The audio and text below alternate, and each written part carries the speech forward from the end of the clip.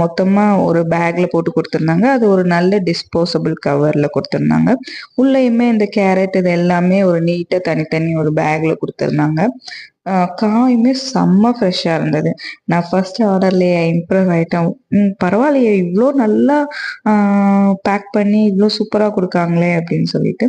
தயிர் மட்டும் கொஞ்சம் மண்ணா இருந்தது. ஏன்னா அது கொத்தமல்லி இலை ஆர்டர் பண்ணியிருந்தது. அதுல இருந்த மண்ணு மட்டும் தயிர்ல லைட்டா பட்டிருந்தது.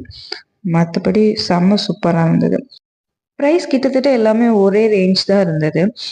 நம்ம சூப்பர் மார்க்கெட்ல வாங்குனா எவ்வளோ இருக்குமோ அந்த மாதிரி தான் இருந்தது. ₹99க்கு மேல வாங்குனா ஃப்ரீ ஷிப்பிங். அதுக்கப்புறம் என்ட்ட ஒரு ₹75 ஆஃபரும் இருந்தது.